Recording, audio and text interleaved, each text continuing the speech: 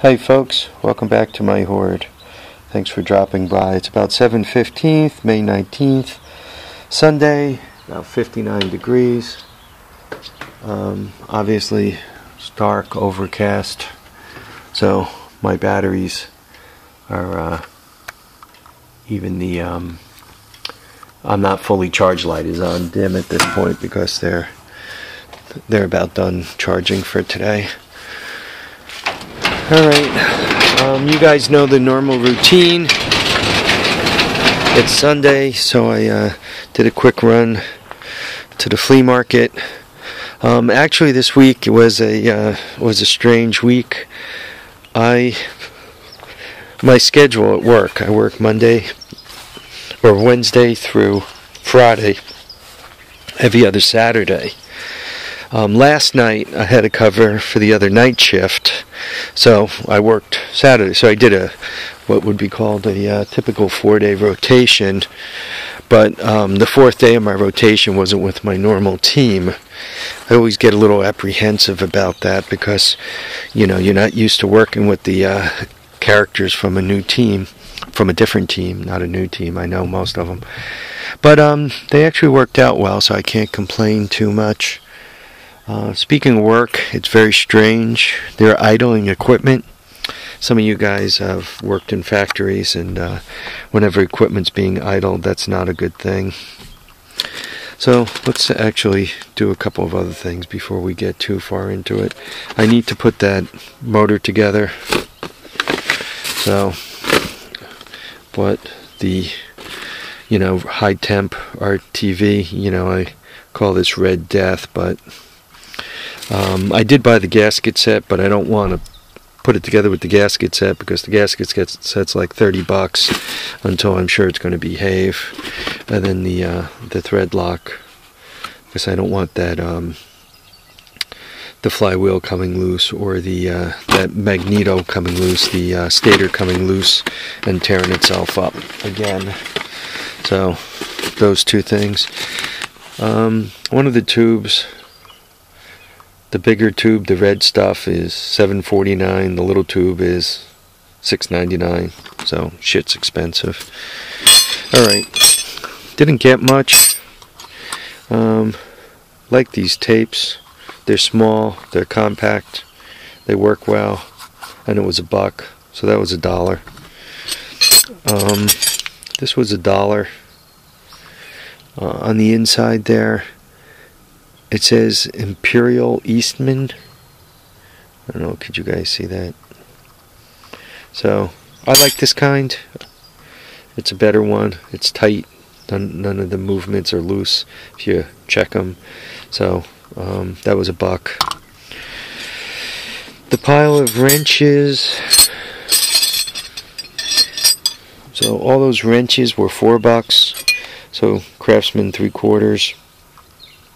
Or 13/16, SK 13/16, Forged Alloy USA 5/8. This is just a cheap 3/4, drop forged Taiwan. Alloy made the US. Oh, that was the SK. I think I showed you that already. This is Roughneck 7/8 China. I like that finish. I like this finish on a wrench. I've said that before. Mkt has this finish, and I like the gloss finish. And a 11/16 Craftsman 1/2 inch basic lawnmower. This was $1 SK. I like SK stuff. So 1, 2, 3. That's $7 here. This was $6. It's a Husky set. SAE and metric.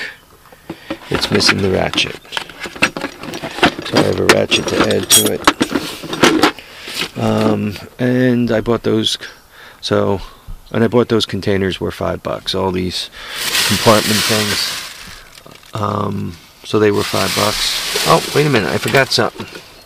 This guy, it's an LED flashlight, but it's got a special feature.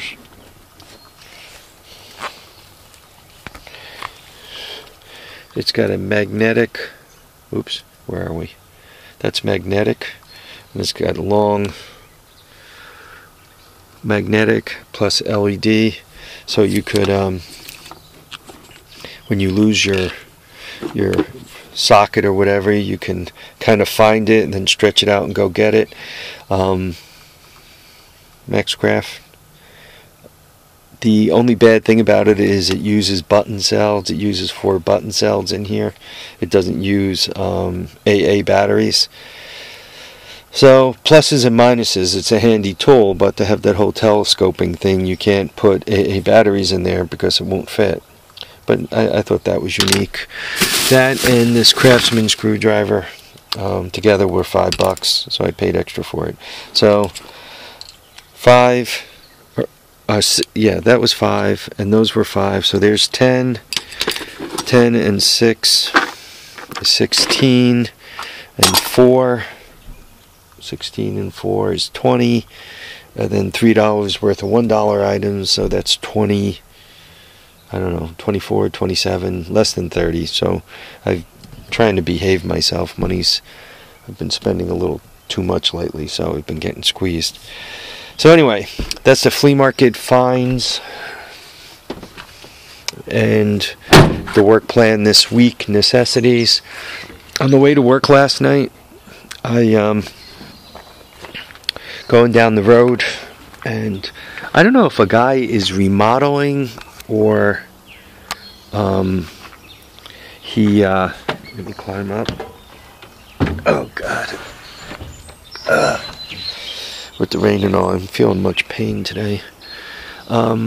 He had this huge countertop out. That's obviously where the sink and dishwasher were. It was probably a little longer. And then I think given that this is rounded here, that he had an island sticking out into the kitchen. This looks older. I would swag a guess, probably from the 80s. I plan on cutting it up for a workbench type situation. I'm debating whether to cut it here and then along here, so I have a big piece with a backsplash, and then I just have this one flat tongue sticking out, or actually looking at it, that's probably what I'm going to end up doing. There's no such thing as enough. Oh man, I don't know why my knees hurt today. Sucks getting old. The only good thing about it is it beats the alternative. Anyhow, yeah, you know, when you guys work on stuff, you know, there's nothing like nice flat surfaces to work on. I'll be wrapping this video up in a moment. Just to mention, it's come to my attention, my wife brought it to my attention, that my eBay builds have been high for a while, and that I've kind of damaged the family budget a little bit. So I have to get off my dead butt and do some scrapping. That's the really the only way to kind of dig up a little bit of cash income. So I'm going to start over here, and I'm going to load up a bunch of the... My goal is to get rid of a bunch of the crappy tin. Put, like, the bulk of the load will be the lightweight crappy stuff. And then what I'll do is I'll throw some car batteries, copper, and aluminum on there, so I can actually get some money for the load, right? The problem is if you only load up tin, you bring them 1,000 pounds of tin, and if they give you only 5 cents a pound for it, you barely paid for the gas. And I always like to wash my truck when I come out of there, which is a $5 bill. So, you know, if you bring some batteries and stuff along with you, you can work your way toward 100 and a quarter. And if I could get up there, then I could, you know, let's say the truck gets $20 and I get the rest of it. So I at least have a little bit of money for my activity. So yeah, I pointed out that one pile. I also have a small hoard over here that I want to work on getting rid of. Problem is I got crap spread all over the place, and just physically moving it all into a pile. You guys can see I got some I guess they would call it dirty copper here. I'll take those aluminum fins off and pile them, get the copper pipe out of this. I don't know, maybe I should play a game, see how much I can dig up in an hour. Just get going and work hard for an hour. There's also a big hot water heater tank in the back, big, heavy. It looked like it was oil fired. So I might put that on the truck. That'll probably give me my first couple 100 pounds. There's other things. Stuff like this should go. And especially I shouldn't be leaving it out here to rust to death. But I'm going to pull the tires. And if I need some metal, I could get some, nice plate metal off of this. And there's pulleys. And, then it sits out here until it rusts and it becomes useless. But being a hoarder, it's hard for me to part with this stuff. Alright, folks, been babbling for about 11 minutes, 12 minutes now. I gotta let you go. Live, love, and have a great time. We'll catch you on the next episode of The Horde. In the meantime, don't run your eBay bills up too high. Makes your wife cranky. Bye now.